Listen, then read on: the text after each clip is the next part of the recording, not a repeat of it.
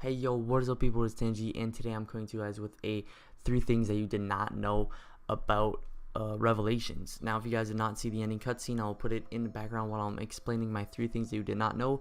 And I'm not really going to cut out anything from this commentary, so if I stutter while the commentary, it's normal. I'm trying to make this video as fast as possible because I basically don't have much time to do it. So going into the number 1 thing that you guys do not know about this map is basically the other blood vials that we did retrieve are cursed vials. Now if you guys don't remember from the beginning of Shadows of Evil, we had a poster that was leaked to us and given to certain people, and you could probably buy this, but I don't really know. And it said only the cursed survive. So basically all the people that were in Shadows of Evil were cursed, and it pretty much like says that the people in that universe can't really die or in that dimension. Now if you guys know, Shadows of Evil is actually in the exact same dimension as Mall of the Dead. So basically if you guys were asking why does Richtofen have a blood vial from Mall of the Dead and basically it doesn't make any sense, well that's why, because both of the maps are in the same dimension, and basically it refers to the old dimension. So when we're talking about Shadows of Evil, it basically just tell yourself in your head Mall of the Dead at the exact same time. So basically Richtofen, his blood vials were from the Mall of the Dead character. I don't really remember his name, but they were from like a cell from Mall of the Dead, and basically he got that blood from someone in Mall of the Dead. So basically if you guys do understand here, all the people that are in Shadows of Evil and Mob of the Dead, they're all cursed. Even though that we don't have really like the cursed thing in Mob of the Dead, they're all people that like have to pay for their sins, and basically everybody in that dimension, Shadows of Evil, Mob of the Dead, they're all cursed. So that's why Richtofen has blood vials from Mob of the Dead, and the other probably have them from Mob of the Dead as well, but can possibly be from the Shadows of Evil character, like the characters or the crew or what you guys want to call them. So when they actually show the cutscene in Revelations, the reason why the 4 people, like the crew, survived basically is because they actually cursed themselves by implementing the cursed blood into their body, and basically that's why, because only the cursed survive, and that's the reason why they're still alive. Okay, so our second thing that you guys did not know about the Revelations is basically the Shadow Man is still not dead. So this actually is a really quick one, and refers to the exact same thing. So basically you guys know the main demonic or boss on Shadows of Evil is the Shadow Man, and he's the guy that we fight at the end and stuff. Basically he's the big boss, and he's the dude that he's the evil dude that we have to defeat in the map. So if the Shadow Man is in Shadows of Evil, basically he's cursed, and we do have a proof of this in the Revelations prologue. He actually has a cursed emblem on his jacket, and I don't even have to explain why this guy's cursed. It's just basically this guy is just he's cursed, he's evil, and he's just like all the other crews in this dimension, and basically he's cursed. So if the Shadow Man is also cursed, we killed him. Well, we didn't kill him, we captured him in the summoning key in Shadows of Evil, and then we bring him back in Revelations and kill him again. Well, not kill him, but kill him for good this time. But that it can't be true, because the Shadow Man is also cursed, and only the cursed survive, and he's cursed, he can't really die. So basically everybody, just real short, everybody that thought that the zombie storyline is over and everything, that the cutscene was probably crap, it's not true, guys. There's a whole other part to this story that I'm about to explain in a couple of seconds. But basically, you know, he's not dead. We didn't kill him.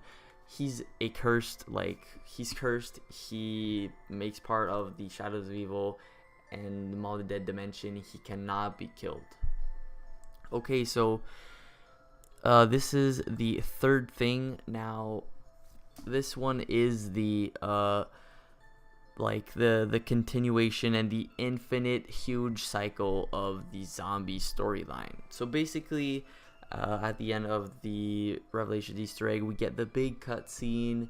You know, everybody's like down because it didn't really explain everything, which it didn't, because it, like Blundell said, there are gonna be a bunch of brackets connected together, and we didn't get crap. Basically, the only thing that we did get was about the blood vials, where they came from, and you know why they did it, because it cursed them, like, in a way. So the reason this third thing, like, there's a couple of people that actually thought of this before, like on Reddit, and a couple of people, or just a person that actually mentioned this on YouTube so far. So this is basically the huge, big, infinite cycle in the zombie storyline. So the ending cutscene, we see, you know, the Shadow Man is defeated, and Dr. Monty's just like, you know, his perfect world is back and everything. And basically, Richtofen is acting like he doesn't really know much about the whole story and how it's going. And basically, you know, by this cutscene we can also seduce that, you know, Monty's evil, just the way that he speaks to our characters and the way that he acts. So basically, Dr. Monty was actually evil this whole time. So actually, this whole big infinite cycle in the whole zombie storyline is actually really hard to explain, but not at the same time, so just try to keep up. Okay, so basically, this guy explained that the whole thing is just basically from the day one to what we are right now in Revelations. So, you know, we actually got, like, it explained in Origins and Mall of the Dead, you know, the infinite cycle just got introduced and everything. So, you know, that basically just put the whole zombies, like, it basically answered a little bit, and, you know, put it into context. But so the infinite cycle was introduced. Now, this was supposed to be the last map, but it is not. And this theory is actually it could be really true, but you know, it's not basically 100% confirmed that this is actually proved. And maybe, you know, that, you know, it's just like a really crappy ending, and Blundell just really let us down. But I'm pretty sure this is like pretty accurate, so just try to listen real closely. Alright, so basically this is actually explaining that Dr. Monty is the evil person, and, you know, in like order for us to break the huge big cycle of the zombie storyline is by killing Monty, because he's basically the person that controls like all the dimensions, and he's in the ether and stuff, and basically, you know, the ether, the infinite, he controls the stuff and pretty much all the dimensions.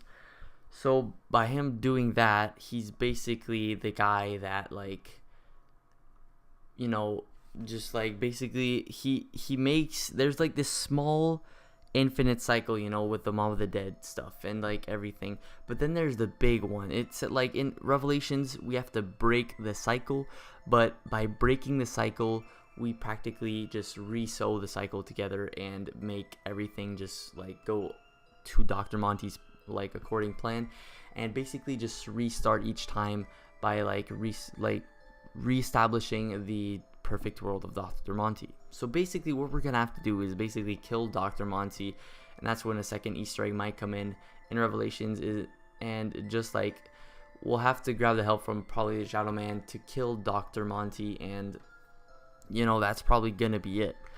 But like, you know, the like Dr. Monty basically is like evil, and he's basically the guy that we have to kill to break the whole cycle.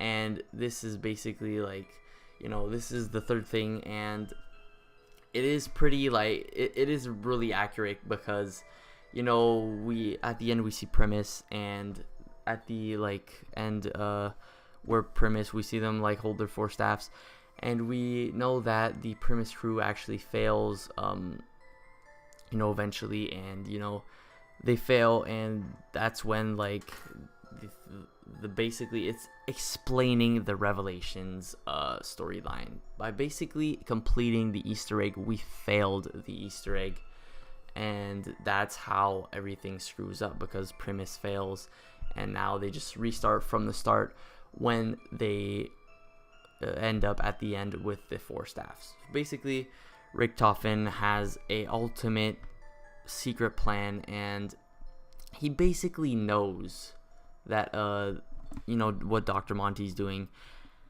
and, you know, he just knows and acts stupid just so like he doesn't really realize. And this is really like, it's a lot of information to actually explain, so that's why I'm kind of lost right now, to be honest. And, you know, I'll probably make a more accurate video on that like theory right there, because it's a very like accurate theory, and when just think about it.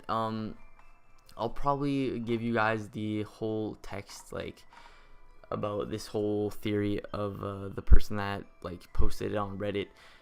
Honestly, I'll put it in the description or in the comments. Just read it, and you guys will see that it's very like it blows like your mind, dude. I swear to God. Just listen to it, or no, not listen to it, read it, and it's really gonna like light up a couple things in your head, and you will probably realize what we actually have accomplished and haven't accomplished in this Revelations Easter egg. And basically, just keeping in mind that we've been told this so many times over so many maps, including Maw of the Dead, Origins, and Revelations, that, you know, the end is the beginning and the beginning is the end. So basically referring to the big cycle that we're going through in this whole zombie storyline. And basically, Jason Blundell isn't as stupid that we thought he was. Well, I didn't really ever thought he was stupid, but that's what people think.